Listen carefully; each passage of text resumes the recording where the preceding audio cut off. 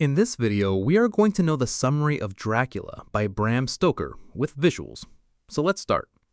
The story begins with a young English solicitor named Jonathan Harker, who travels deep into the mountains of Transylvania on business, sent by his firm to finalize a property sale for a mysterious nobleman named Count Dracula. Jonathan keeps a careful travel journal along the way, noting the strange, colorful local food, the paprika-heavy stews, and the beautiful mountain scenery, all while remaining cheerfully unaware of the danger ahead.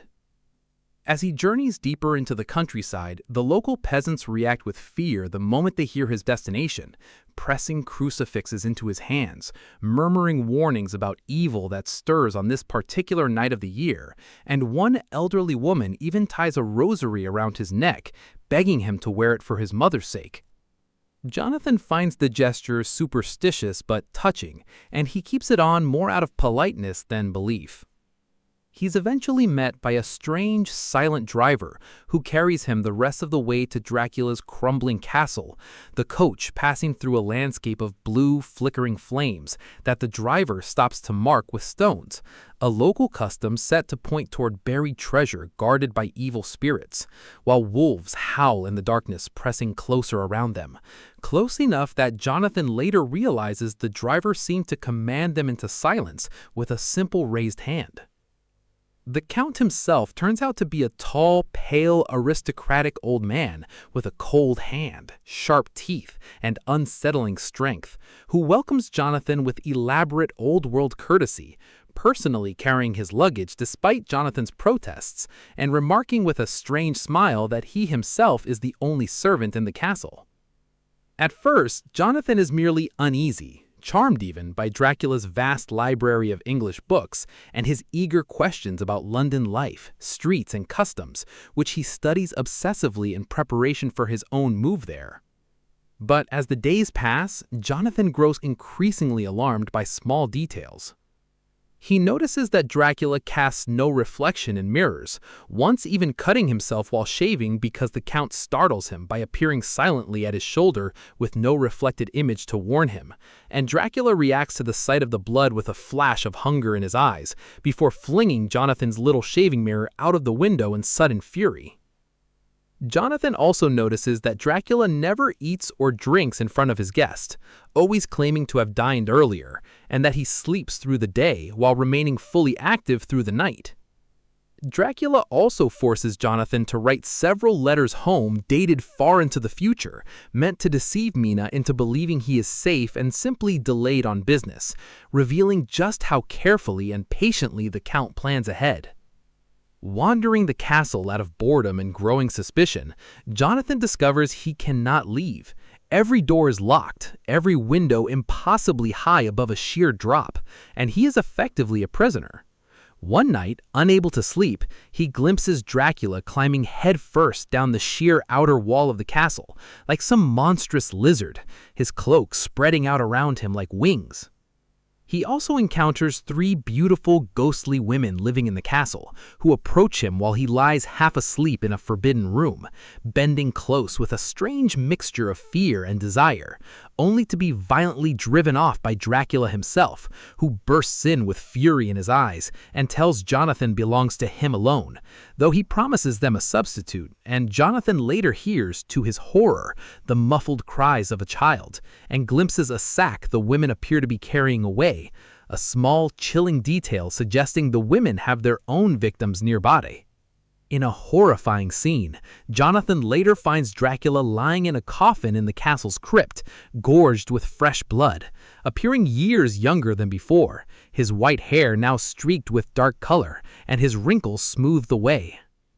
Jonathan realizes he is dealing with a genuine monster, and in one chilling sequence, he watches from a window as Dracula's Romany servants load large earthen-filled wooden boxes onto a cart, preparing to send them ahead toward England by ship. Certain he will be killed once he is no longer useful to the Count, Jonathan attempts a desperate escape by climbing down the same sheer wall himself, tearing his hands and clothes in the process. And the narrative leads him gravely ill afterward, having barely survived and having fled to a hospital in Budapest, where he is found in a state of brain fever, unable at first to remember or speak of what happened to him. Meanwhile, in England, Jonathan's fiancée, Mina Murray, a schoolteacher who has been diligently practicing shorthand and typewriting so she can be useful to Jonathan in his career, is staying with her close friend Lucy Westenra at the seaside town of Whitby. Lucy is young, charming, and full of life,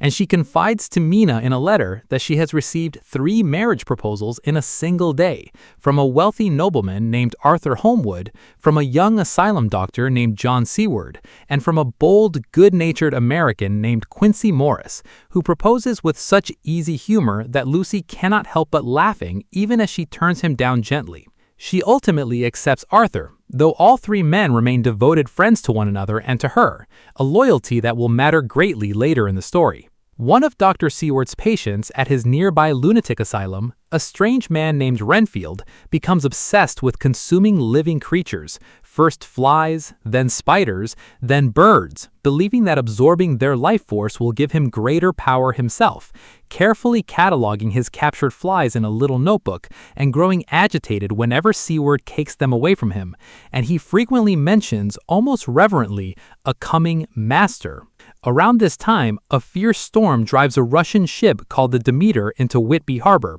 its crew entirely vanished except for the dead captain, who is found lashed to the wheel with a crucifix pressed into his stiff hand. And later, his final log entries are recovered, describing in increasing terror how the crew disappeared one by one during the voyage, convinced some unseen thing was hunting them aboard the ship each night. The ship's cargo consists of large wooden boxes filled with earth, and a large dog-like creature is seen leaping ashore from the wreck and vanishing up the church steps into the town, an early, unmistakable sign that Dracula himself has arrived in England. Shortly afterward, Lucy begins sleepwalking again, a childhood habit thought long outgrown, and Mina finds her one night sitting on a cliffside bench near an old graveyard, with a dark shape bending over her that disappears the moment Mina approaches, leaving Lucy cold, pale, and strangely marked, with 2 small puncture wounds appearing on her throat that she and Mina both mistake for an accidental scratch from a shawl pin.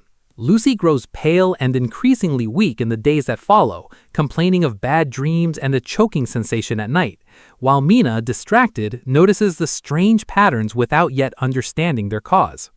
Meanwhile, word arrives that Jonathan has been found in Budapest, feverish and traumatized, cared for by kindly nuns, and Mina immediately travels there to be with him, marrying him quietly once he has recovered enough and bringing him home to England still shaken by memories he can barely bring himself to discuss. Back in England, Lucy's health continues to decline mysteriously despite Dr. Seward's care, prompting him to write to his old mentor, a Dutch professor named Abraham van Helsing, a man of medicine who is also deeply knowledgeable in rare diseases and, crucially, in old folklore and superstitions that modern science tends to dismiss outright. Van Helsing examines Lucy, and suspecting the truth early on, though reluctant to say it aloud for fear of sounding mad, insists on surrounding her with garlic flowers around her room and windows, and placing a wreath of garlic around her neck at night. Measures the other characters find bizarre and faintly ridiculous, but agree to humor out of respect for the old professor. Despite blood transfusions from Arthur, Seward, Van Helsing, and even Quincy Morris, each man in turn donating his own blood to try to save her, unaware of the strange symbolism Van Helsing privately notes in the act, Lucy continues to weaken since her nights are repeatedly disturbed by Dracula's secret visits. Once when Lucy's well-meaning but careless mother removes the protective garlic flowers from the room, not understanding their purpose, and once when a wolf escaped from the local zoo breaks through Lucy's bedroom window one stormy night, terrifying the household and letting Dracula's influence back in. Lucy eventually dies despite everyone's efforts, and soon afterward, unsettling newspaper reports begin describing a mysterious, beautiful blue-fur lady seen luring small children away in the evenings near Hampstead Heath. The children later found safe but pale and confused, each with small wounds under throats they cannot explain. Van Helsing gathers Seward, Arthur, and Quincy together and reveals the terrible truth. Lucy has become one of the undead herself, a vampire now roaming the heath at night to feed. Though the men are horrified, grief-stricken, and deeply reluctant to believe something so monstrous about someone they loved, they eventually witness Lucy's transformed, ghostly, and disturbingly seductive appearance themselves near her tomb, clutching a small child before dropping it and turning toward them with cold, cruel eyes utterly unlike the warmth of the living Lucy. To free her soul and end her suffering, the group performs a solemn ritual the following day, with Arthur, as her grieving fiancé, driving a wooden stake through her heart while the others complete the process, and Van Helsing cuts off her head and fills her mouth with garlic, restoring a peaceful, natural expression to her face in death at last. Jonathan and Mina return to England and join the group, combining Jonathan's detailed journal from Transylvania, Mina's careful shorthand transcriptions of everyone's letters and diaries, and Dr. Seward's phonograph recordings into one connected account, finally piecing together the full and terrifying truth of what they are all facing. Van Helsing confirms that Count Dracula, an ancient and immensely powerful vampire with a long, blood-soaked history, has traveled to England intending to settle there quietly and spread his curse, slowly building a new brood of the undead in a country far larger and richer in potential victims than his remote homeland. The group resolves to hunt him down and destroy him before he can succeed. Jonathan discovers, through old property records, that Dracula has purchased several separate houses scattered around London, each one containing boxes of his native Transylvanian earth, without which a vampire cannot rest safely or fully regain his strength during the day. In one tense daytime encounter, the men corner Dracula inside one of these London houses just after he returned from feeding, only for him to escape by leaping through a window in a shattering spray of glass, scattering gold coins across the floor to distract them as he flees into the streets below. Meanwhile, Renfield, back in the asylum, becomes increasingly agitated and unpredictable, hinting that his master is near, and displaying knowledge and strength he should not possess, at one point overpowering Seward in his cell with sudden inhuman force, before being fatally injured one night in an apparent struggle with something far more powerful than himself, dying only after warning the others, with real remorse in his final moments, that Dracula has been secretly visiting Mina at night. The men then discover, to their horror, that Dracula has indeed been feeding on Mina secretly for several nights, while also forcing her to drink his own blood from a wound in his chest, a horrifying and deeply violating act meant to bind her to him psychically and slowly turn her into a vampire herself over time. Realizing time is now desperately short, Mina insists on staying involved in the hunt despite her worsening condition, even as she begs the men with tears to destroy her without hesitation should she ever fully turn and become a danger to others, a request none of them can bear to promise, but which strengthens their resolve. The group begins systematically tracking down and neutralizing every one of Dracula's scattered boxes of earth across London, sanctifying each one with a fragment of holy wafer to render it useless to him, and cutting off his safe hiding places one by one. Cornered and rapidly running out of refuges, Dracula flees England by ship, retreating back toward his ancestral castle in Transylvania with his last remaining box of earth. The group splits up and pursues him urgently by land and sea, racing against the oncoming winter and against Mina's own slow transformation, which begins granting her a faint, unwilling psychic sensitivity to Dracula's location and state of mind. Van Helsing uses this connection carefully through hypnosis each evening at sunset and sunrise, the two moments when Dracula's power is weakest, gently questioning Mina under a trance to learn where the Count's ship is heading and how close he's drawing to home. The chase culminates near Dracula's castle just as winter closes in, with the group closing in on the gypsy-driven cart carrying his final box of earth as dusk approaches on the very last day it could safely reach the castle. Van Helsing and Mina make their own careful way to the castle itself beforehand, where Van Helsing destroys the 3 vampire women Jonathan had once encountered, freeing them with mercy rather than fear, while protecting Mina with a ring of consecrated ground she cannot cross, a boundary that briefly, chillingly seems to test even her own will, as her still lingering curse strains against it.